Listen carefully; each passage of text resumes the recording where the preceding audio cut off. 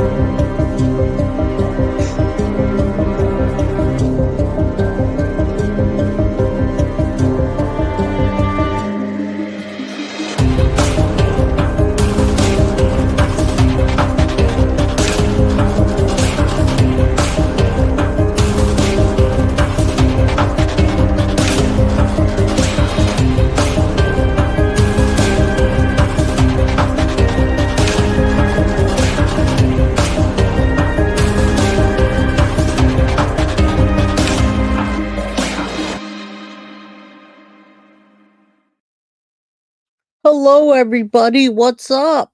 Happy almost Friday. I'm back.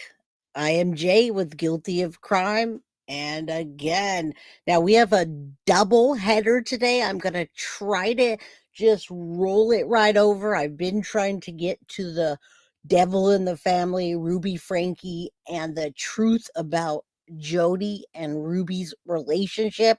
So I got to get that one in. I was going to do it as a pre-record, and I said, you know what? Let me get it in. Let these folks roll over. I got to let you guys see that and then just give you a sneak peek of what it's about on Hulu. So I thought it was important. Today we're talking about why was Maddie's body left in this location? Did Jenn Soto direct Stephan what to do? Does this sound like a deja vu, everybody? I feel like we've talked about this several times. We've had folks that so kindly in Florida took a drive for us, drove over there, gave us address, did maps. But when this topic hits court TV and they've got grisly true crime on there as the queen of not only true crime, but apparently, and I love Vinnie Paulton, apparently she is the queen of the Madeline Soto case. So I said, I need to respond to this. I got to respond to it. It came out last night and I was clenching my fist. I said, Carly, look at this. Look at this episode they're doing. I should be on there with all of them. I've been doing this for months. So now I'm going to have the opportunity on my channel to bring the energy to you guys and talk about what I want to say about why Maddie's body was left in the location. And we all know Thomas Carris was a huge part in this. I don't think I heard his name once in that episode. So you guys, we're going to just set it straight on my channel. That way, when we go back later on, years from now, we can say, okay, this is what happened. And I just love documenting this. So thank you guys for being here. Hit the like button, subscribe if you haven't, and get a membership if you can. All right. Today has been a day for me. Oh my God. I'm not even going to start with anything. I'm just going to say, hit the like button, subscribe, and get this out to your peeps. Share with the community. Welcome, everybody. Thank you for being here, my wonderful, loyal mods. Carly, she's my channel manager. I ask her, she says yes or no. That's it. Foxy Amazon, she's the queen of memberships, give 420 memberships, and now she's taking charge of the giveaways, folks. So Foxy's going to be doing the giveaways. We have a bunch to give away. We've got new merch coming out thanks to Tiff and her new store. We're going to incorporate her store into Guilty of Crime along with another store. And of course, we never forget, even though she's not here right now, Sweetie, I don't see her here, and Synth. And I love that you just went back to Synth. So thank you, everybody. Thank you. Please tell me. I'm going to say hi to Leanne and say, is it Mercury in retrograde right now or something? I don't know. What's up, Mafi Martinez? Ali Cali. I just want to make sure everybody rolled in before we started. And I'm still sick. I went to work today. I'm still sick, and but still gotta keep going. Gotta keep going. Thank you. What's up, Virginia? How you doing? Michelle, always appreciate that. I am sick. I am wearing a shirt that says "It's Showtime" from Clar. So thank you. She's got the American flag here, and then the bear right to bear arms. Love it. What is up, everybody? We're going to just get into it. Make sure we have enough time so we can roll over to the Ruby Frankie deal. I just have to get this out there. I covered that way back when I first started streaming. I covered Ruby Frankie and Jody Hildebrandt. I covered it because of the abuse of the children and how bad it was. It's sexy, Jay. I like the rasp. Yeah, I do have a raspy voice because I'm still sick. I got all that. But you know what? It's all good. When I go back later and listen to myself, I'll laugh at myself. Clark, thank you, love. Thank you for the shirt. I appreciate you so very much. Thank you. My daughter just brought me a plate of food. I appreciate you. Love you. All right. Gotta love the family. I wish I could bring them on with me, but this is not a family show, guys. All right. Maybe eventually we'll make some kind of non-family show. Nothing like 8 Passengers. Let me tell you, that was a toxic show. Welcome, Cheryl. You look better in green. Maybe you'll get gifted a membership today. I don't know, but I still love you anyway. Thank you. I didn't know you were sick. Yeah, I've been sick. I've been sick since Saturday. And when I'm sick, I'm a huge baby, and everybody hates me because I'm sick. I don't feel good. And everybody hates me. It's okay. A little bit off. Hey Jay, get better, my friend. More than a month. All right. Thank you. Thank you for being. I know you've been back and forth. That happens sometimes, guys. Welcome, everybody. Yeah, you can make it a family show one night. Absolutely. I can also make a whole other show with the family if they ever want to. It's not allergies. I'm actually really sick this time. I got body aches, congestion. It's like sick. My boss was sick. My wife was sick. So no, it's an actual cold. My house is done, guys. There's no more allergy nonsense floating around. So all right, guys, let's get into this. I don't know if you saw this last night, but he says it's called Who is Stephan Sterns? That is not what I'm concerned about. What I'm concerned about is them taking a drive out to where Maddie's body was left. Why was this body left in the location? We've done this drive ourselves. Let's talk about it. And let's also not forget Thomas Carris. Let me play this little bit about who Stephan Sterns is. We already know Chomo, Predator, etc. My investigation, the sexual abuse and murder of a 13-year-old girl named Maddie Soto, who was told by her mother and I didn't want to sleep alone in a bed with a grown man. Here's the story. 13-year-old Maddie Soto was murdered in February 2024 in Kissimmee, Florida. Stop saying that, She was reported Vinny. missing after failing to show up at school, which sparked a frantic search. 5 days later, her body was found in a remote area. All right, so there's that area that we also know so well. That was such a beautiful. Thank you, baby. I will eat after. I don't want to be eating on camera and burping all up in the camera. Okay, so this is the place we all came to know and love, especially you people in Florida. And now it's going to be a bench, and we'll still see the locks of love, but there it is. All right. Area of Osceola County. The medical examiner determined she had been strangled. Authorities arrested Stephan Sterns, the boyfriend of Madeline's mother, Jenn Soto. He was charged with first-degree murder. Still not the boyfriend, guys. Not the boyfriend. He wasn't the boyfriend. And I got to tell you guys something really quickly. Listen up, folks. I finally saw his pinky winky, guys. And I'm on the fence on whether I should put it on my Patreon. Now, I've put some really heavy stuff on my Patreon with big fat trigger warnings. That is way worse than his pinky winky. I saw the cactus peen, guys. I saw it, and I don't know what people were talking about other than the fact that he has a weird kind of oddly little small peen, but then he has 3 belly buttons, which makes it look even more weird. Yeah, Carly, it's really gross. So I'm still on the fence whether I should put it on my Patreon because it's for the purposes of every other creator to know what the heck we're talking about. And when you see it, the only thing I think of is GD, man. Madeline Soto had to touch that and put up with it, and the things that he did, he deserves to be castrated. Yeah, the expert on cactus peen. It really does look like that. It's because of his fat thighs. He's got these fat thighs and these 3 belly buttons that all kind of roll up into the cactus peen, and that's what I was talking about. The peen with the freckle.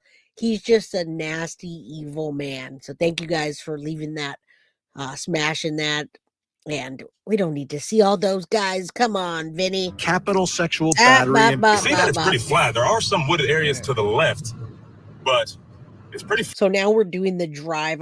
We don't need to hear all that. That stuff gives me nightmares, you guys. That's what I was talking about on allegedly speculating. When I hear all the things that he did to Madeline Soto, it gives me nightmares. I have a daughter that age and I can't. So no. Right. So here's the drive that one of our lovely crew members took. And now we know that he was probably heading towards where the alligators are. Flat, not too hilly. There's some cows out here, some private farmland. It's a little bit residential, not too busy. We've seen 4, 5, maybe 6 cars tops, and we've been on the road maybe about a mile, a little over a mile. And as I'm noticing some of these light posts, there's no sort of security camera type deal going on out here. And again, on either side of the road, it's pretty flat. You know, not many woods except for way back at the tree line, at the wood line off the land away from the road. I don't see much wooded area up towards the asphalt, but that's yeah, so there's no way he was just going to stop there and drop her off. They do speculate that on here, as a matter of fact, which is kind of interesting. He was headed somewhere, obviously got a flat. Thomas Carris stepped in, but yeah, it's pitch black and it's scary, and it just happened to be open that day. But he didn't drop her off in the nighttime. It was the middle of the day, folks. It was the middle of the day. It's not to say there isn't some of those areas as we continue on down the road. Now, as we continue on down Hickory Road, we are starting to see a couple more cars. There are 3 that just passed us right there. Hey, my guy. And actually, as we're coming up down here, I see some cars parked off to the right, or to the left of me, excuse me. And this actually looks like on the right, if you look up to the right of the road, that is it. That's the exact spot. And there are some of the ladies that do the advocacy work. I don't know exactly who that is, but I love that they always wear green. And if you go right back here, there's a locked gate, right? That's normally locked. It wasn't locked that day. So right back there in these bamboo trees that you can't hide anything from, unless if you go in an aerial view, you're going to see a body. And if you're looking for a green hoodie and blue jeans, you're gonna see that. All right, spot where Maddie Soto was found. You can see that memorial. We have some community members out here putting some things together. So these trees right here off to my right, that is where Maddie Soto's body was found dead. All right, guys, I have to stop it on here. Look at that. You can see right through there. There's no way, absolutely no way, and I can't wait till they start speculating. There's no possible way that he meant to do that. You can see everything right through there. I believe, like one of the ladies told me, he was driving to the abandoned house. There's an abandoned house right there. And in the abandoned house, there's a bunch of wood that has nails and things. I believe he was scoping out the abandoned house and he got a flat tire. And he did not carry her across the street. He drove to where he needed to get and he took her. I'd say the most he carried her was past the gate. But knowing Stephan Sterns, he drove as far as he could, you guys. Look at that. That's scary. You can see anything right there. You can see a body right through there. There's no way. And yes, nope, not today. Absolutely. Abso-freaking-lutely. Please take care of yourself. By police. Now, we're actually at that site on Hickory Road where Madeline Soto's body was found. And if you follow me and look down the stretch of this road, there's not much on either side. I know she was found in a wooded area. It's kind of desolate on the left, a little desolate on the right. You could easily view something from the road if you're passing by. But right here behind me is the memorial site, actually where she was found, right in between those trees. And we actually have some community advocate members out here with us, and they tell us that one of them actually has been in contact with the owner of this land right here behind me. And that day, that morning of February 26th, they say that gate was open. They've talked to this owner of this land. Yep. The gate was open, and that owner is mourning because now they're having those thoughts. What if the gate was closed? What could I have done different? But ultimately, and you know what? There's nothing they could have done different. He would have just went to another spot as far as he can go. Thank you for saying that a little bit off. Guilty of crime, and Jenn definitely told him to go there after the videotaped interview. I know he was going to the lake, and we did another interview too where we showed you where the lake split off, where Lake Lizzie is, and where she was talking about with the trails. I also started thinking this a little bit off. Imagine what a big baby, we'll say he's the devil, a devil baby Stephan Sterns is. Try to picture yourself holding something of weight and getting close to the alligators to feed. Now, alligators, if they're not hungry, they're not just going to start attacking something that you're trying to hand to them. They might attack you because he's the one that would be moving and she already wasn't alive.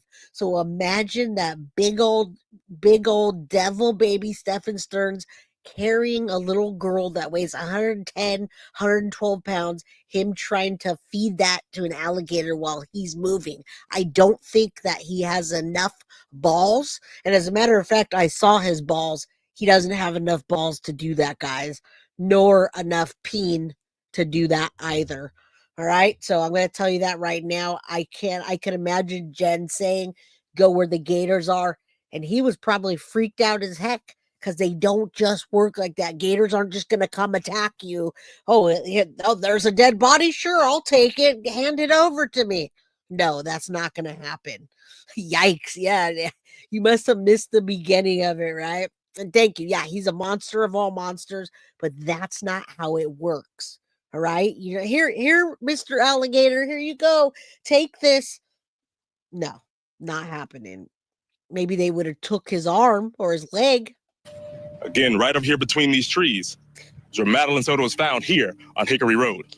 Now, just across the street here in this area, this little divot off of Hickory Road, is where a witness online describes where he saw Stephan Sterns kneeling down, changing a tire that morning of February 26th when Maddie Soto went missing. Now, you can see it's just a little gravel divot, a lot of flat land back here, private farmland. Now, police described the area they saw that flat tire situation on Old Hickory Road. There's an Old Hickory Road and a Hickory Road. Hickory Road, again, across the street where Madeline Soto's body was found. So there could be a little confusion as far as what witnesses may or may not have saw between the two, that is Hickory Road and Old Hickory Road. But one thing we do know. Now, there were two main witnesses, and that was Walter and Thomas. Walter is also a hero that doesn't want to be really seen in the forefront. I think he's a hero. He did the exact same thing Thomas did, except Thomas was more adamant about pushing to them. He called the tip line and made sure. Walter was like, hey, I need to do this. It's my duty. And he did do that. I don't know who else called in. And yeah, Old Hickory Tree. That's a problem, is a lot of people that aren't from that area get it wrong. And I think they're trying to do that. And thank you for loving the community. I love you guys. Do me a favor. If you guys have the means, if you don't have the means, hit the like button. It's free, and share if you have the means. Super sticker or super chat. My brain's not working today. I appreciate all you do for me. Anna is from Florida, and she says alligators are not aggressive but opportunist. I think he may have been to a private spot in the old Lake Gentry boat dock, but it hasn't been developed. I don't think he got back. He never made it, though. That's the thing, is he was trying to make it. And yes, mental disorder, castration is castration doesn't work. It is a mental disorder, absolutely, but at least it wouldn't work. If I could, I'd just chop it right off. Yeah, absolutely. Pedos don't just stop thinking about that. All right. I definitely know that, but would I like him to get castrated? Absolutely. Would that make me feel better? Again, yes. Right across the street, and that tree line behind that memorial, over the fence, is where Madeline Soto's body was found on March 1st. So we're talking about private property, a street seemingly wide open, where if you're there, people are going. Now, let me know, and thank you so much, a little bit off the $4.99 super chat. Appreciate you so very much for supporting the channel. You guys let me know in chat if you saw this. It came out last night at like 8 o'clock. So I hope too many of you didn't see this. And if you did, hey, you get to talk about it with me now. So I love you guys. Thank you, Foxy, for the 420 membership. Right on point every single day at 420. Love you, girl. Going to see you. Brings us to the first question in our investigation tonight. And it's about where Madeline was found. Why was Madeline's body left in this location? Why there? Let's bring in our guests who are going to help us with all of this. Joining me, creator and host of the Grizzly True Crime. And yes, Grizzly is the queen of true crime. However, when I saw this last night, you can ask Carly. I texted her and I was like, man, I should be on there talking about this. I can't. And I love Joseph Scott Morgan, but his theory doesn't align with what I believed happened and the collaboration of what Thomas did, etc. So I was like, oh, okay, I can't be on the show, but I can bring the show to you guys. All right. That's how passionate I am about this, you guys. I just want this case to be complete and utter justice for Maddie. I want Jenn Soto to be arrested and Stephan Sterns to be locked away forever. And if he gets a death penalty, great. If he doesn't, I never want him to be out. Thank you so much, Jeep Sahara, for the $9.99 super sticker. All things, it all helps. Thank you so much. Friday night, we're going to have a call-in show about Madeline Soto and how much she fought for her life. And was she fighting Jenn as well? We're going to talk about that. You guys all, not all, many of you think that Jenn Soto actually did some of that or did all of it. You think she came in and did it.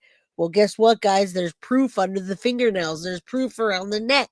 So we're going to talk about that. Thank you, Sela, for the $1.99 super sticker. I've been sick too, love. So thank you. I appreciate you. And I'm glad you're here. Tomorrow is Friday. Is tomorrow Friday? If tomorrow's Friday, then yeah, we're doing call-ins. Whatever. I've had a crazy week. So yeah, tomorrow. YouTube channel. She has been following this case very closely. Gisela K is with us, and forensic death investigator, host of the very popular Body Bags podcast, Joseph Scott Morgan. Great to see you both. Gisela, what are your thoughts here when we look at this location? Why this location? What's interesting is that Stephan Sterns doesn't have any connection to this location, but Jenn Soto does. There's a friend who lives 1.6 miles from where Maddie's body was found. Yes, just around the corner, 2 minutes. And Lake Lizzie, which was the area where they used to go hiking, is 7.9 miles away, 11 minutes. So I think he was either intending to go to those places, or there's 3 lakes with alligators in them in that area as well. I don't think that was his plan initially. So, Joseph, I want to put... God, I love Grizzly True Crime. Love her, love her, love her. I wish I could play the show right now where we played, because it was actually the people in Florida that went and did that drive and gave me that exact location. So you guys are actually the people that should get honored for this. I love you guys so much. Clar, again, thank you for this shirt. Love it. Love the guns. Love the flag. Just love it. Yeah, I love her, but you're the queen of the Maddie Soto story. Well, I just want justice. I want justice for her so bad. Welcome, Tammy, my girl. Welcome. All right. Put this back up. So, and Cody talked about the initial incident report, talked about someone spotting Stephan Sterns changing his tire. Now, the incident report referenced Old Hickory Tree Road. I think that's Thomas. a mistake. I think it's just Hickory Tree Road, because that's where Madeline was found, and that's where that little cutout is. And if you look at this map that we have that was provided by law enforcement, it shows the area. On the left is where her body is found between the trees. On the right, where those 2 markers are, that's where they found some tire fragments. So I'm trying to understand it. I think Gisela does a good job of explaining what's in this area, right? You've got alligators, you've got water. They had a friend that was close by. They had hiked in that general vicinity. But what are your thoughts about the specific spot where she was left? Why there? And what are your... All right. You guys have heard what I think. I'm going to let you guys hear what they think. That's what I'm going to do. No, she did not have this made for me, but it feels like it was made for me. Thank you, Clark. I do have new merch that was made for me, and it's going to be made for you. All right. I can't wait for you guys to hear this. I don't know if you guys heard this, but man, listen up here. This is an amazing group of people, this cast of people. So here we go. I'm not going to interrupt until after, even though I want to so bad. All right. Your thoughts about this flat tire? I mean, I'm trying to put these pieces together. What are your thoughts?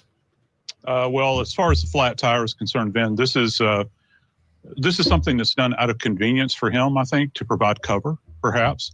Because, you know, how many times do we actually pay attention to people that have a flat tire on the side of the road? I think that we'd all like to say that we would be a good Samaritan and stop and help, but you know that ain't the case.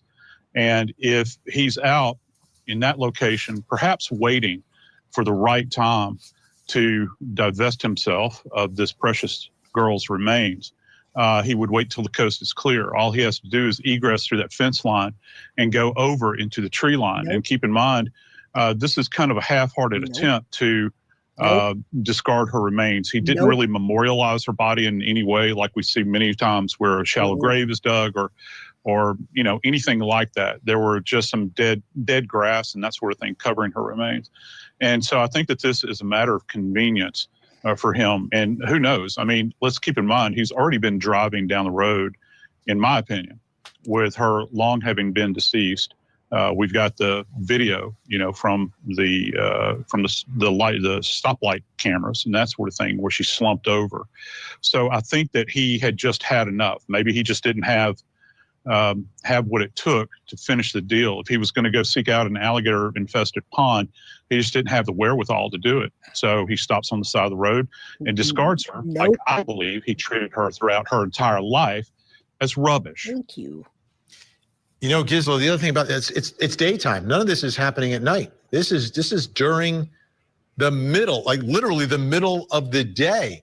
And as Cody was on that road, what struck me is if anyone's driving by and someone did see him changing a tire and remembered it and noticed it, and that was really crucial in them finding. I have to stop. I said I wouldn't, but that someone is Thomas Carris. I don't think he's in chat today, but Thomas, we love you and we cannot wait to get that exclusive interview with you. It was Thomas Carris that saw that, called the tip line, and followed it all the way through, guys. I wish they would have said his name. And welcome, Rebecca Michelo. I'm sorry that I can't talk to you today on the phone, but tomorrow I should have a better opportunity. You guys, we have a great show coming up on Sunday with Rebecca and Toddy One, and hopefully Bree can join us for a bit. Yeah, he got a flat tire because he's an idiot. But where was he going? This was not of opportunity. I don't think Joseph Scott Morgan knows really about this case completely. I think they just had him chime in as a devil's advocate, so to speak. There's no possible way that Stephan Sterns did that out of an opportunity or convenience. That is not how it works. Yeah, this too. Thank you. And it's all in opinion, right? All in the opinion. All right. But I don't think that's what happened with Joseph Scott. Finding her body. Yeah, broad daylight. I think he really got a flat tire because they found that old tire in the dumpster because he was dumb enough to go back to that apartment complex and put it in there. So I think him being there in broad daylight, that must have really made him nervous, because the witness said when he drove past, he looked scared. That was the look he described on his face. Like he looked scared and he was like holding the tire iron, and you know, I don't know if he'd ever changed a tire in his life. He also did laundry that day. So it was like a big day for him. But to think that he ran across the road as well or drove in there onto private property was high risk.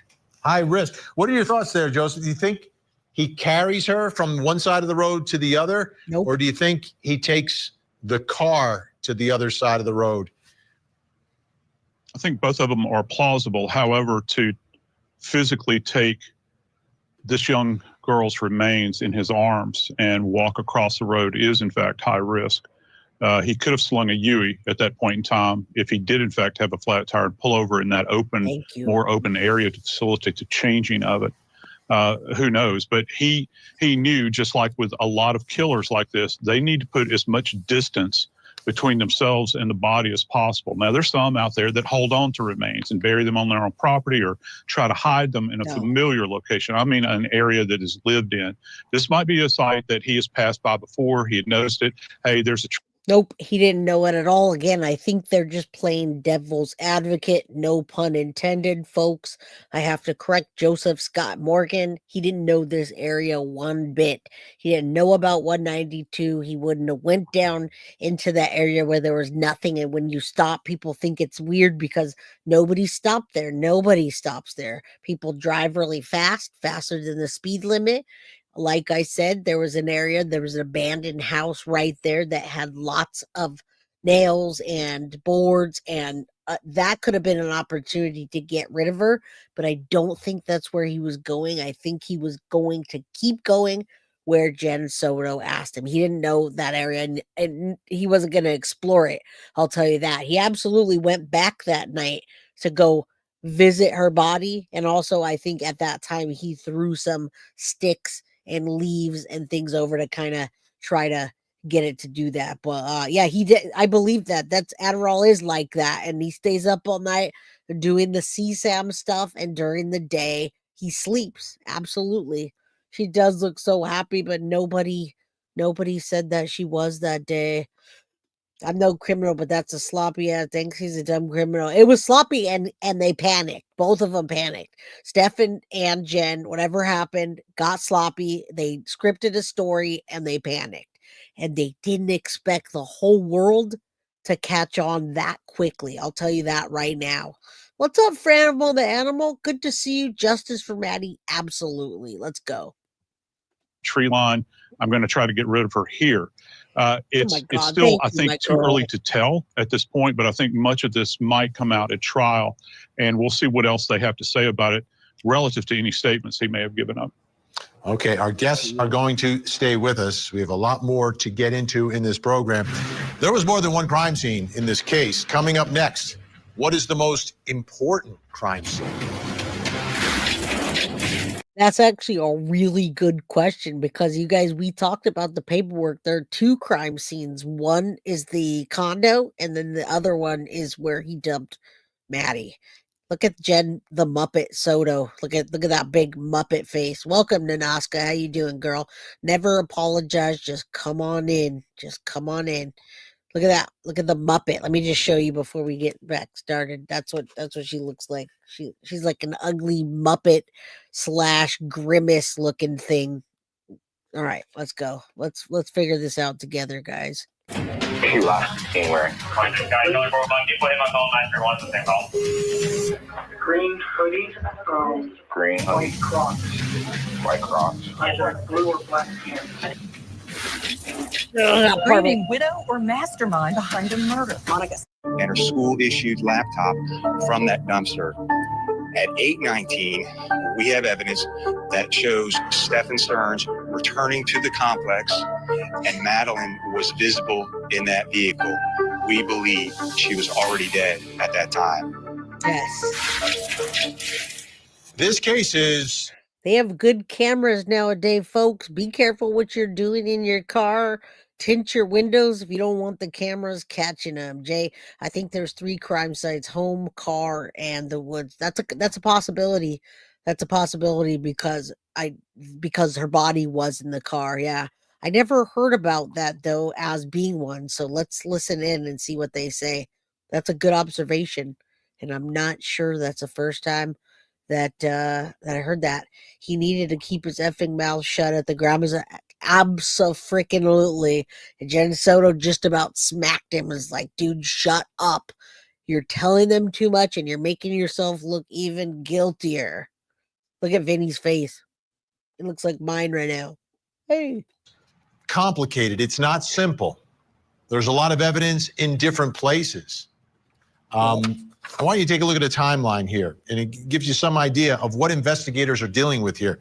You begin February 26, 7:30 a.m. Stephan Sterns is seen on apartment complex camera, as you heard, with the victim slumped over in the passenger seat. So they're in his car. She is slumped over.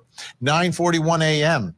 Stephan Sterns is seen on camera in a parking garage moving Madeline's body from that passenger seat into the trunk. And again, I'm going to ask you again, why move her body into the trunk and then go back home?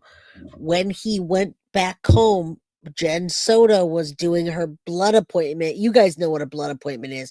She was just getting blood drawn. You can go anytime. The doctor will send the paperwork and you go. They don't say you got to be there at 9:15 or anything like that, you guys. Or not her specific time, 10, 12 or whatever. So I believe she was creating herself an alibi when Stephan was doing this. Again, why did he take her body, put it in the trunk, and then go back home? Why would you do that? You would go get rid of her body, but something else is going on here. Yeah, it's not that. He just didn't know where to go.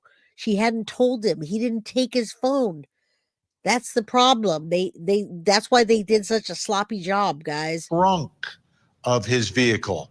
Okay, so they've gone from the apartment into the passenger seat, into the trunk. Then on March 1st at 4:47 p.m., Madeline Soto's body was found where we just showed you. Cody Thomas took us there, near Hickory Tree Road. So you've got a lot of scenes here. You've got the home, you've got the car, you've got where her body is found on the side of the road.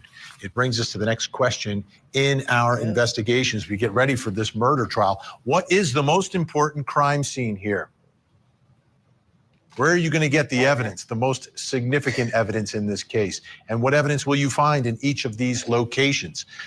Joining me, still with us, creator, host of Grizzly True Crime Channel. She's been following the case, Gizla K, and forensic death investigator, Body Bags Podcast, Joseph Scott Morgan. Let's start with the home. We've got Jen's room, Stephan's room, and Madeline's room. Gizla, from your analysis and research, what are some of the things of interest that were located in those various places, and why would... I think Gavin's in this episode too, folks, and if he's not in this episode, he's in the one tomorrow, so that's really cool. Gavin does a great job at the case. He's really thorough, and he's got a lot of good content on his Patreon, so you guys should go over and check out Gavin Fish, subscribe to him, and get on his Patreon, guys. Rachel's been 23 years now, boys. Okay. There's an ice baby. You hear my phone? They're gonna dox me for this. They're gonna not dox. They're gonna take me down for this, right? Did you find each of those rooms important? I think starting with the clothing, because they were able to identify some of the images of the abuse on Stephan's phone with the clothing that he was wearing and clothing that Madeline was wearing. Then her wearing clean white socks when her body was found. Then there's her one crock in Jennifer Soto's bedroom and one in the dumpster. Yes. I mean, I think that's quite huge, as well as the crime scene. And then, of course, the bedding, the towels, and everything else that they've documented as well. There must be a lot of evidence in the home. Now, Joseph Scott Morgan, before we answer the ultimate question here, let's talk about the Lincoln, the car, where she's being transported, allegedly, according to prosecutors. What are your thoughts about what you're going to be able to find, whether it's in the passenger seat in the front or in the trunk of that Lincoln?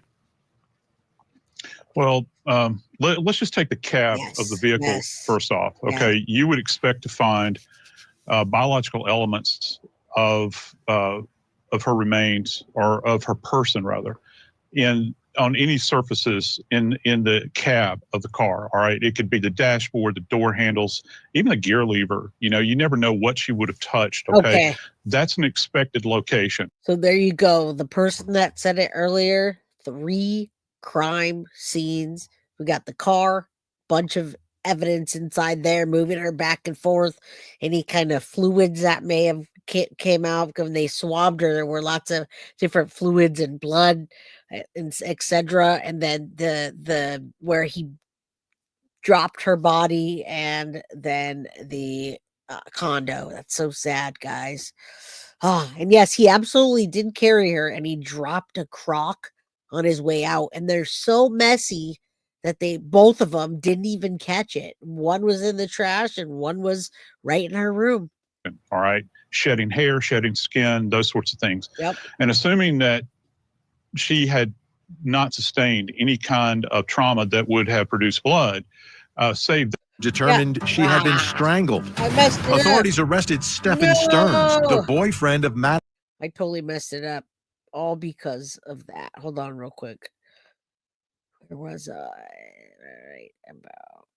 There's the For clock. me, it's always going to come. All right, so yes, people do release fluids, but there were fluids on her. Tomorrow we're going to talk about that, you guys, about the fluids that they swabbed. And those fluids that they swabbed also were fluids that got into the car. Yeah, that's another thing. They were sloppy because they were high, but they just didn't have that much time. Oh my God, he just said it. What did he say? Jay, not K. All right, we go back a little. Items are around, you would expect to find it. But what type of evidence did they recover from those particular items is going to be significant as well. But for me, it's always going to come down to the body. It's going to come down to the fact that that body is going to be the biggest piece of evidence that you have in any case like this. And Gisela, before we run out of time here, as you have gone through all the pages, all of the evidence that's been made public here, is there anything that hasn't been made public that you've noticed? Like maybe there's a redaction where they're not letting us know certain things here that you are very curious about?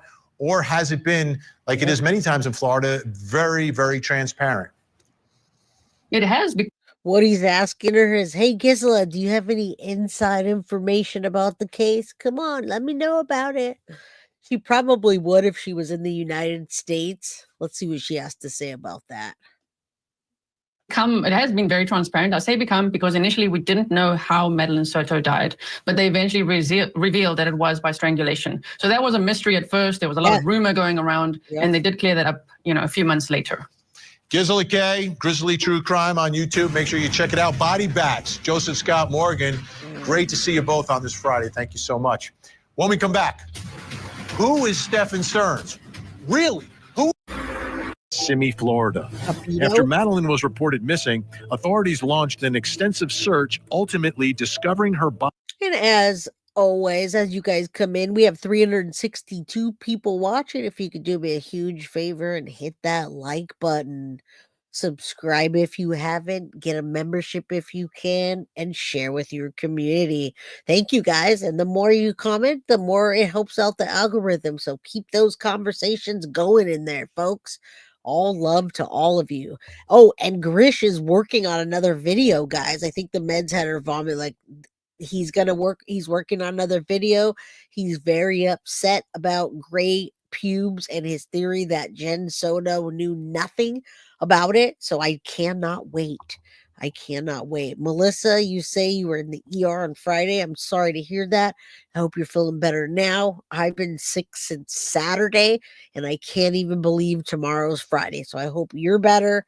I'm not going to any hospitals. I'm just going to go to bed after this. All right, let's keep going. Body in a remote area of Osceola County. The medical examiner determined she had been strangled. Investigators quickly focused on Sterns, the boyfriend of Madeline's mother, Jenn Soto. Evidence revealed that Sterns had been allegedly sexually abusing Madeline for years. He was charged with first-degree murder, capital sexual battery. Oh my God, guys, that's why this is starting to come out. So there's two things I got to tell you guys. Number one, the things that are coming out is all the redactions are starting to be unredacted. They're not redacted anymore, so they're being re-released, and Jenn Soto's name is in there quite a bit. Number two, the things that had covered up or you couldn't see people, that's why they're re-showing this. So in here, I think they might not even have showed it or they blurred it out, but that's why we finally saw the freaking Pinky Winky, because they actually show that. Oh my goodness. All right. Trigger warning, guys. Trigger warning. Battery and possession of child sexual abuse material. Sterns is currently in custody awaiting trial and could face the death penalty if convicted of Madeline's murder. Meanwhile, Madeline's mother has not been charged and is expected to testify against Sterns. So Stephan Sterns was interviewed several times. We've seen some on video. We've heard audio of these interviews as well. But there was one interview which was really like the pinnacle moment in this investigation when they were talking about his phone and his Google Drive and what sort of images were on there. We know what investigators say they ultimately found. We also know that Stephan Sterns said he did an accidental factory reset of that. But investigators were able to figure out what was on there. But it's interesting in this part of their interview where they're talking about and asking him about, you know, what kind of images would be on there. Take a listen. What do you think was on the phone? Text messages. Emails. Phone stuff. Pictures? Oh, yeah. What kind of pictures were on there? Trading card pictures. Lightsaber pictures. Disney pictures. It's interesting. I think it struck me. Obviously, he's not going to say anything about those other pictures, but, you know, trading cards and lightsabers and Disney pictures. What's going on here? That brings us to the next question in our investigation, and it's about the defendant. Who is Stephan Sterns? Really? Like, really? Who is this guy? What kind of life was he living? What is going on with Stephan Sterns? Joining me, journalist, researcher, and YouTuber who has taken a deep dive into this story, Gavin Fish is with us, and psychotherapist and CEO of Life Counseling Solutions, Dr. Janie Lacey. Great to have you both here. Before I ask... Thank you so much, Mrs. Lady J, for the generous 1999 super sticker. I'm going to say that it is it's a pill. There we go. We'll do that to break up the day. Now, my daughter was talking to me right now, and I was trying to tell her to not be in here because what we're talking about. No, I don't partake in any. I don't partake in pills. I don't partake in alcohol. I don't partake in any kind of drugs. So that's a no. I have fun without that, guys. I'll go hit up the bars with you guys and not drink a thing. I'll get myself some cranberry juice to keep my cranberry juice keeps your like bladder nice. That's what I do. So let's go. You can buy me a cranberry juice. Thank you, Mrs. Lady J, so much. Snee, good to see you. Haven't heard from you in a while. Thank you for the Guilty of Crime membership. And I hope whoever gets it enjoys it. Ask any questions. I have to play one more piece of a police interview. This is Jenn Soto's friend describing Stephan Sterns. Well, we didn't like him. You didn't like Stephan, or why not? He was a scumbag. Oh, yeah. We knew. Not that he would do that. Right. Never. I never had that, But he didn't have a job. Mm-hmm. Couldn't hold a job. A job. He was proud about painting these stupid little plastic soldiers. Okay. You know what I mean? Like, oh my God. I was just like, I resented that he got, I don't know how he stayed alive. Most of us have to work. Right. And I resented that. I resented it. Right. So that he had the time. This is interesting to me, Gavin, right? That Gavin does look adorable, by the way, guys. Look at how adorable he looks. Oh my goodness. Sounds like my backyard scumbag. All right, guys, let's keep going. We got to make it to the next episode, so we got to get through this one. Jen's friend is describing him. Who's got the time? He's painting little figurines. When he's telling investigators, what's on your phone? Yes. Lightsabers are on my phone. From all your research on all this, what's your take on who this guy is, Stephan Sterns? Tell us. I think that Stephan Sterns was the kind of person that really just never grew up in any meaningful way. However, I do think that over a lot of years, he was able to masterfully figure out the art of camouflage. This is a man with deep, disturbing desires and tendencies, and he just left little breadcrumbs as to who he was inside. But what he really was a dangerous predator. That I agree with. And I gotta say, I think he was a dangerous predator to any person or woman that he would come in contact that had a child. However, he found this one evil potato that gave him that mutual whatever she was giving him and what he was, I can't even think of the word right now, but that's why he did that for so long to Maddie, because he found that spot, that sweet spot, and he stayed with it. I do believe he tried to do that with other women. He is a sick manipulator, and most of the time pedos do act really quiet inside. They never get in trouble when they go into jail or prison.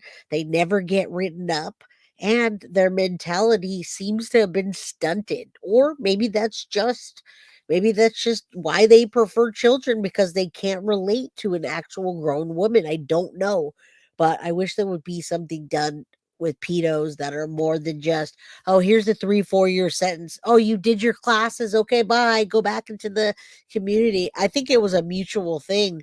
Lala. I think it was a mutual. I think they both did that. You say bye or hi, Synth? I don't know who that is. I haven't seen that one before. We got some new folks in here. All right. Dr. Janie Lacey, I want to read this to you. This is an email communicating to Dad after he's been arrested from Stephan Sterns to Chris Sterns. That's his father. I'm still waiting for the books to get into my hands. No clue if they were delivered yet. I would like Congo and The Hobbit to be among the next ones you send, please, and maybe also a book on origami. Dr. Janie Lacey, what kind of picture are you getting of Stephan Sterns? Lightsabers, little figurines, not working much, gets arrested. Please send me a copy of The Hobbit. Well, he definitely had what we would call a dichotomous nature with what we know now, with being the alleged murderer and also a predator. Yes. But when I agree with our colleague here in the sense that he had a frozen emotional state, right? So when we're hearing the recall from her friend, we're looking at the things that he's interested in, right? From an age-appropriate development, that sounds like he probably was frozen at some type of stage from a maturity standpoint. And then learn to be manipulative, to be able to, especially being a predator. Predators have grooming processes, Vinny, where they target both the parent and the child. So sometimes they can really be helpful and caring, and they can be interested in the child's welfare, so they can have the side that can attract them to the potential partner. So I would say that he probably was used to operating from this double way that he would present himself, which would probably make him attractive to certain types of people who are more vulnerable to predator type behaviors. But we do know, especially with what we know now, that he had a very dark side to him. And from a psychological standpoint, would really want to look at who he was from his childhood and some of the experiences and some of the red flags that some of the people that probably got close to him probably were exposed to. Yeah. And, his hobbies, wouldn't be a big deal to me if there was like another piece of his life. Like he's in his 30s. Like you're working, you're building a future, you're doing something, right? But take a look. Here's another one of these communications to his father. Now we're at the point where he's been arrested. He's locked up. He knows what he's facing, which is the rest of his life in prison. So what is he talking about? More of his little figurines. As far as notes about my personal property at the house, this is to his father, it was mostly instructions for what to do with my Warhammer 50K miniatures and terrain. As for my battle tech... I wonder, however, you guys, if any of those things that he's talking about was code for something else. I wonder if it was code because he does have a lot of friends that were into the Warhammer that I bet he was trading pictures with, etc. So I gotta wonder if there's code. The dad knew about that hard drive, and they both parents had a feeling that their son was into some sick stuff. So it really makes me wonder, does anyone else think that Satan was not either the first one to violate Maddie's trust or body? Or there's a good possibility. I didn't think of that until you brought that up because she was so little. All right. Minis or supplies, just leave those alone for now. There's a small gray box with a red handle that is not labeled. It contains a lot of Star Wars Legion minis, and it belongs with all the stuff that is in the blue bag on the closet floor that contains a bunch of other Star Wars Legion and X-Wing stuff.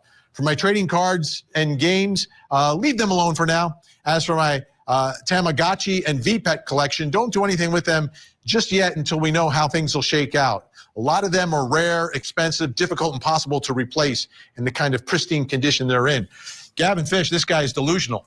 He's delusional. He doesn't know how it's going to shake out. Yeah, I find it really interesting that being charged with... Yeah, he's definitely delusional unless he has an ace up his sleeve. Now, we know he's delusional, right? But if he has an ace up his sleeve as far as the lawyer and putting Jenn Soto into the mix about the taking of Maddie's life, there's a possibility that he'll get out one day. They don't do enough for CSAM, you guys. You gotta admit, if you guys watch Mandu, these guys that do this awful CSAM get out in like anywhere between 6 and 8 years. What they're looking at is the capital case for the death penalty for taking Maddie's life. But if he has an ace up his sleeve, which means Jenn Soto is involved and he can prove it, or he can make the jury believe somehow that she was involved and he cleaned up the mess. I'm just saying. And I agree, Carly, with that. 60 charges of sexual battery, having been caught with 1,700 photos and videos of Madeline Soto being abused, some 35,000 images of child sexual assault material. He is able to just talk to his parents like, hey, let's talk about my toys here for a second, and can you send me money? For some reason, he's able to just completely ignore everything that he's been caught doing. That this is the ugliest side of humanity. This is the deepest, darkest, most disgusting part of humanity that can even exist, and he's concerned about his Tamagotchi. Right, Tamagotchis. Stephan Sterns' Facebook page says he worked at Disney World. While it's unclear if that is true or not, some online sleuths believe they tracked down video that appears to show him working at the entrance of Journey. Yeah, they did show him in one of those suit, like what they make you wear at Disneyland, but I don't think he lasted long. Yeah, Gavin's nailing it, isn't he, when he's talking about with how Stephan Sterns is. Yeah, then if Florida is that hard, I don't know what delusion he's in, because he's not going to get out ever. Into Imagination Traction in Epcot. This video was posted on Travel in 360's YouTube page, and we pulled a still image from the very beginning of the video where you can see a Disney employee who appears to look a lot like Stephan Sterns. Wow, look at that. Then take a listen here to Stephan Sterns' father being interviewed on Hidden True Crime, giving more insight into his childhood. We're trying to pursue a conversation about an accident Stephan had 30 years ago as the possibility of causing this. Stephan was literally run over by a pickup truck twice. He and a friend were playing in a parking area, and when he was 7 or 8 years old, the guy came out to his truck, a small Toyota pickup. And by the way, I know Grizzly True Crime has looked into this. We tried to look into this. There's almost nothing. It's almost non-existent what happened to Stephan Sterns, you guys. So I don't think that they're going to be able to use that as a defense very much, because there's no paperwork on it. It's just like a blip in time that the parents are talking about. And of course they want to get their baby boy off of, they want to get the death penalty taken off if he does have a TBI, but there's not much evidence other than the parents being able to go up and testify. Trust me, we've looked. It's just a tiny blip in time that I don't think actually is as bad as the parents are making it be. But they do know that it's a good Wade Wilson excuse, right? Truck, hey guys, how you doing? Gets in the truck and immediately backs over them. Pushes Stephan down into a bit of a hole in the parking lot. Drove right over him. And hit him in the head with the bumper as he backed up the first time, and then if that was enough, he pulled forward and ran over him again. Dr. Janie Lacey, could this be it's not an excuse, but an explanation as to why a man might live his life this way based upon some injury, brain injury as a child? right? Well, in and of itself would not explain his behavior. But when we look at certain types of complex trauma, and when people have complex trauma and it has not necessarily been treated, it can lead them potentially to have maladaptive ways of living that are not healthy and that are harmful. But in and of itself, a brain trauma or, an accident that has occurred does not necessarily lead people to harm children or become predators. But we would look at multiple things that potentially could have happened in his life that could have created him to be a predator and to have harm in particular to children. But in and of itself, a traumatic accident like such, I would be curious to look at other things alongside of what has happened in his life. But in and of itself, that would be very rare for any types of case studies or anything that comes to mind that would be similar to this case. Okay, good news. Guests are staying with us. Still to come. Did Jenn Soto know more? If I knew anything, I promise you, I would tell you. Like, I am willing to take a lie detector test, whatever the you want, but I don't know anything. He's never mentioned anything. I've never seen any signs. If I knew anything, I... Why did they keep asking? promise you, I would tell you. Like, I am willing to take a lie detector test, whatever the you want, but I don't know anything. He's not.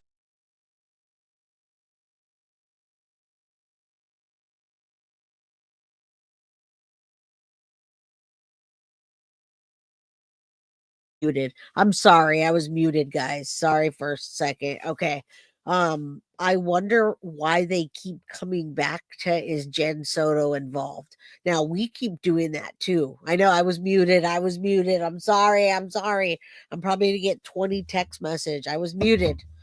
They're doing laundry, and the wife and the daughter are doing laundry, and I didn't want you guys to hear all the bags. All right. Why did they keep coming back to Jenn Soto? What do they know? Now, it's a difference between us coming back and keep revisiting, but why is Court TV? What do they know something else? Are they getting updates? What? Now, yeah, that was a bold-faced lie, and they should have given her a lie detector test right then and there, guys. All right, let's keep going. Never mentioned anything. I've never seen any signs. I tried watching her like a hawk. I thought I was doing a good job, but I wasn't. I was oblivious to everything. 4 years. Minimum. You've asked yourself that far back the cloud goes. So Jenn Soto saying she was oblivious to this, and meaning the abuse of her daughter Madeline, which was, according to investigators, documented on video, on camera, in the Google Drive of her boyfriend or former boyfriend or on-again, off-again boyfriend, however you want to describe him. Now, she says she was oblivious, but take a look at this letter from Stephan's mom to Stephan while he was in jail early on. We all know it's redacted, but it's Jenn was heavily involved in this, and I am disgusted that she is free and you are not, when this is not all your fault. You need to think about yourself more and her less. She sure isn't thinking of you and how she can help you right now. That whole family is willing to stay quiet and let you take the fall. Do you remember when this first came out, you guys, how we were so excited by this, and then it was a big nothing burger? I wonder if it is, though, and it's flashing. I wonder if this is actually really going to come out at trial, if they're going to say something about this. Yeah, she definitely is. All right. We got all for everything. I think of the craziness Madeline lived through with Jenn's various partners. Not a stable life at all for a child.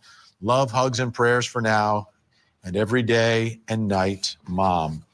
Every time I talk about this story, whether it's here on the air, on social media, or in the newsroom, it always comes down to one question. And that's the next question in our investigation. Arrest Jenn Soto? Did Jenn Soto know more? Did she know more than what she said? She said she was oblivious to all of this. Could she have been? Was she? Still with us, journalist, researcher, YouTuber, Gavin Fish, and psychotherapist.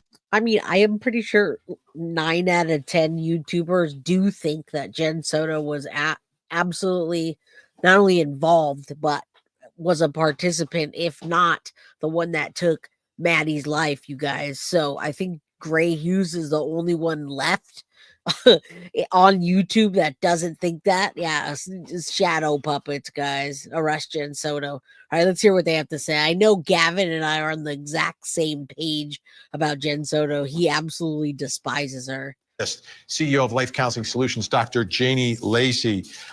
Gavin, I have to imagine you talk about this subject a lot, and your followers and viewers talk about this a lot. What are your thoughts when it comes to Jenn Soto, what she knew, what she didn't know, and when she knew or didn't know it? Yeah, Jennifer Soto to me is an enigma inside a puzzle box wrapped in a riddle. This is a person that I really don't understand. We understand that she had had a mental health crisis long before she met Stephan Sterns. It led to a divorce from her former husband.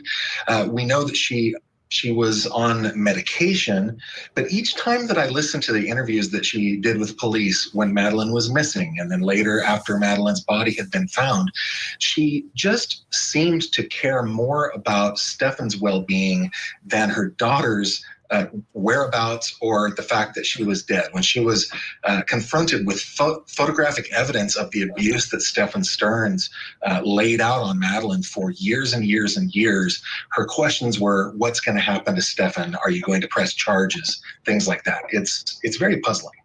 It's bizarre, and it gets more bizarre here, Dr. Jenny Lacey. And it's not really bizarre, anybody. I mean, she created the alibi for him in the morning. She helped him to find out where to put Maddie. He didn't know where to go. He wouldn't have known where to go at all. And the entire time she called her ex to get him a lawyer. She called the dad to help find a lawyer as well. She called the dad it was all about Stephan. It wasn't, hey, Stephan's dad, hey, can you get down here and help us search for Maddie? We don't know where she is. We know she has a few friends. He dropped her off this morning. Can you please come down and help us search? None of that. She didn't ask anybody. And when the cops asked her, the law enforcement asked her,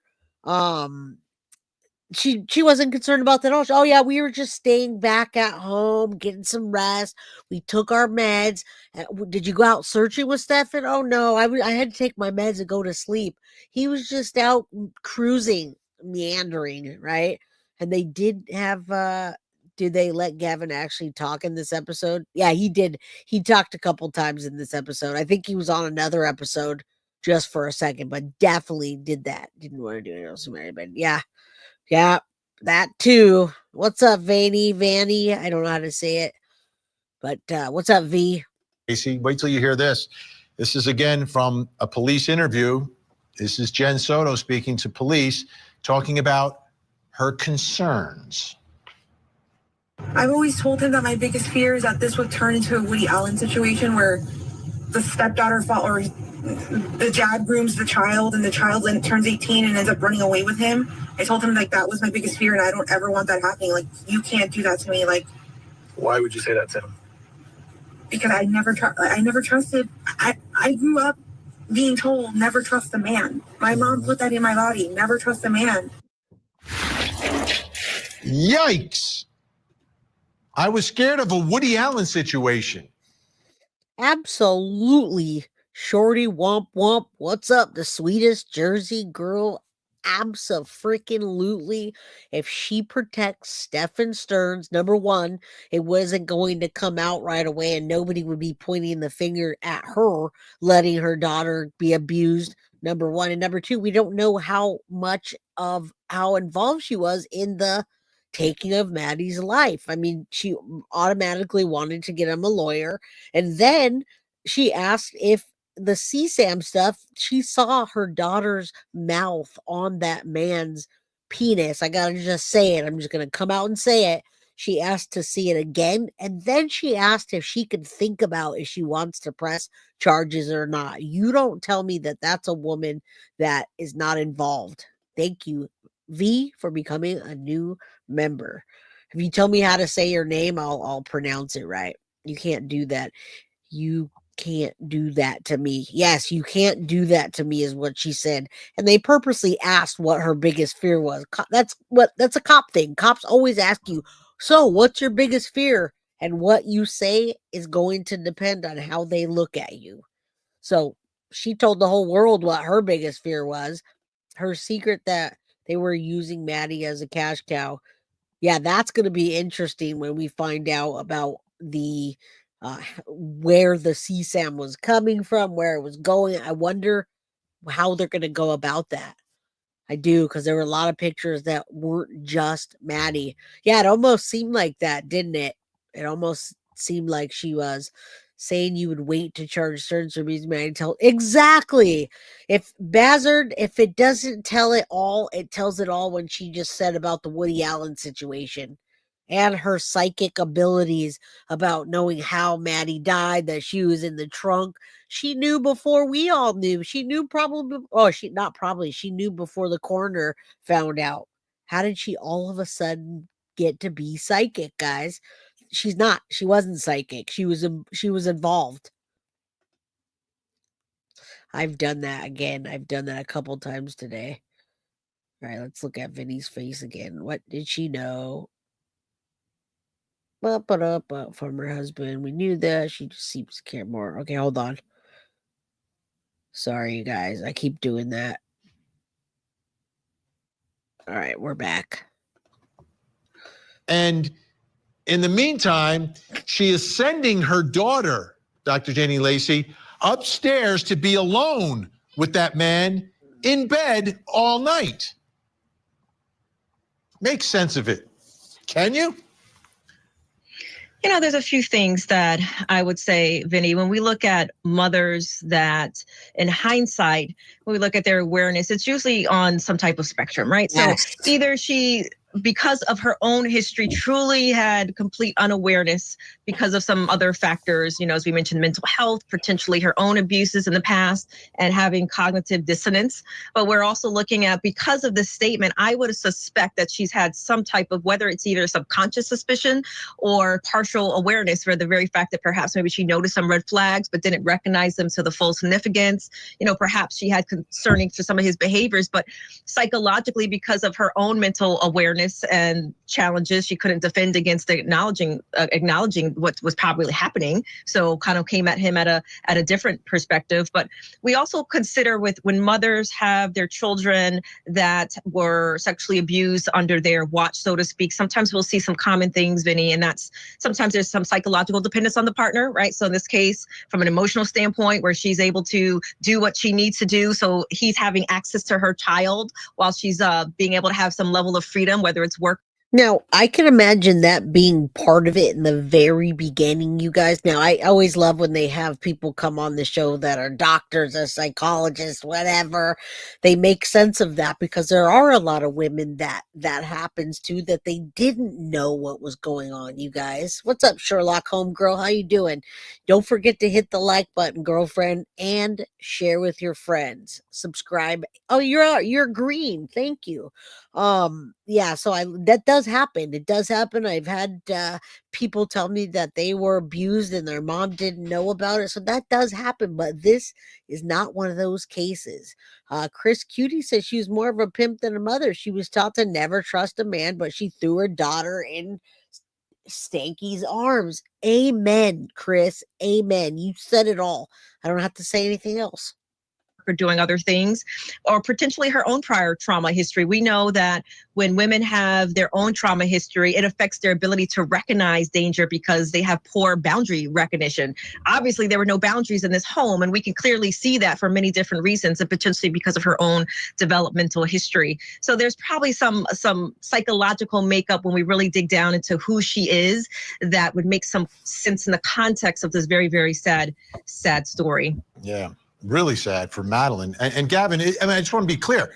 Like, they went through all these images and there is no way to link Jenn Soto to any of these images, right? I mean, she's not in the pictures. A third person isn't taking the pictures. So I don't think she's there when any of this is happening, like in the room.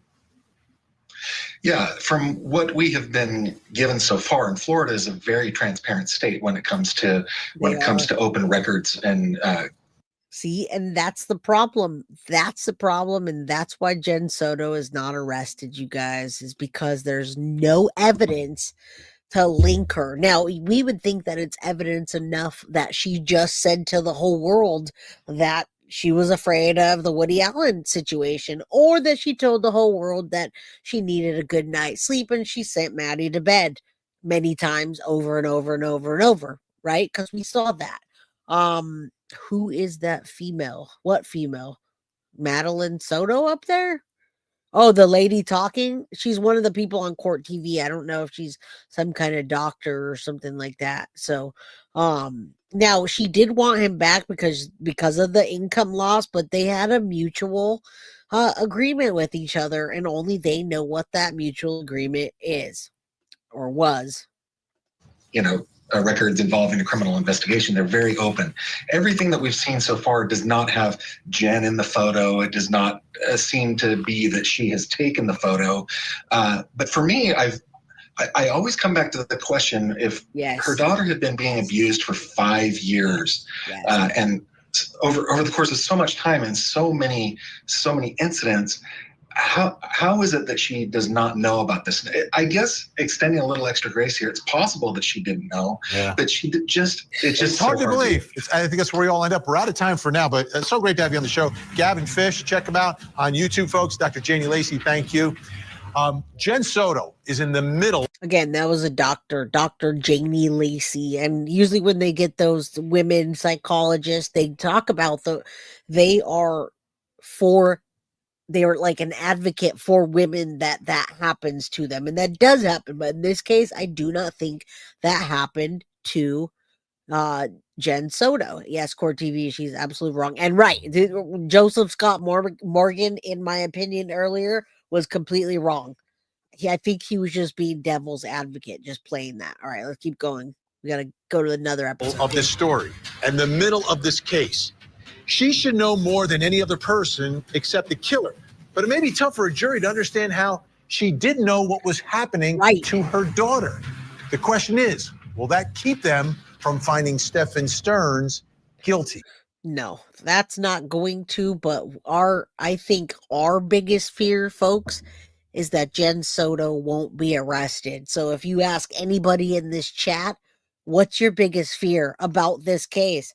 Not that Stephan Sterns is not going to get the death penalty. Not that Stephan Sterns won't be prosecuted. It's that hashtag arrest Jenn Soto and she'll be another Casey Anthony.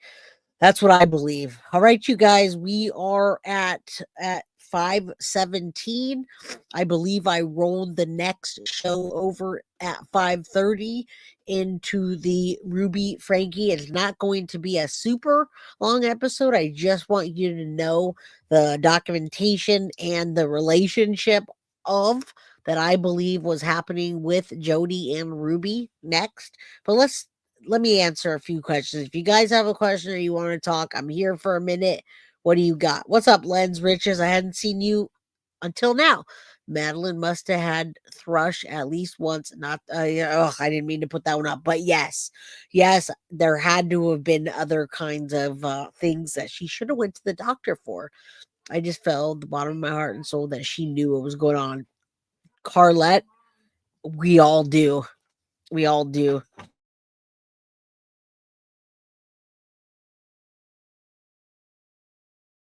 Okay, sorry. They were leaving.